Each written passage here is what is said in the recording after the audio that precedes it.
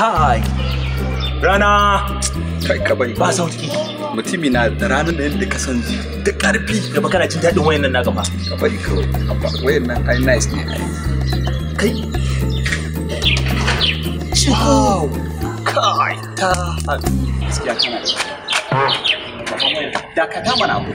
Ya zan baka waya na. Jiyan nan ka san jiyan nan Kar ka sai wani dan Allah kar karfa daga wannan. Ni san ba zan iya baka ba. Ba kana rasa wannan daman alaji dan Allah ka taimaka mu. Zan iya baka waya. Har fa muka ji san wannan na sani da ka siya to me a ci. To kai baka tunanin tsautsayi ya je ya taba wannan wayan jiya daga siyan mu. Habba bakin kai sa rugun kashi. Kai terere wallahi ina gaya maka idan wani abu ya faru da wannan wayan nawa ko ya bata wallahi ka sani. Ka san halina ka san ko ni waye zaka zo ai. Waya a garin ne amma bai bikin hadu ba dan ina can gefe daga side na dan hango ki nace baran tsallo ko in gabatar da kaina gurma ce ya kai ya da Allah ji ga waya da Allah ko wannan baki dan makala mu ji baby da an sama da Allah ko wannan baki dan makala mu ai nawa naki ne ai kaya na naki ne saka makala mu wannan ma ko dan gaisa da waya barau Barau kuma kwana biyu da ku kuka fitine mu a unguwan nan fa. Sai ku zo ku dinga marasa mata. Ku ne da mun kuke marasa ta unguwan. Kai.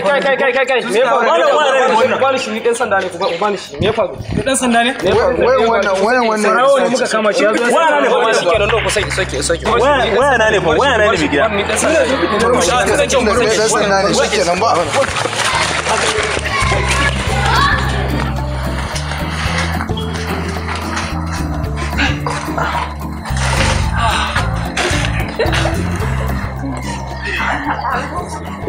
Wai, yan buro uba ka ji wai kaɗare na matsiya ce yar buro uba.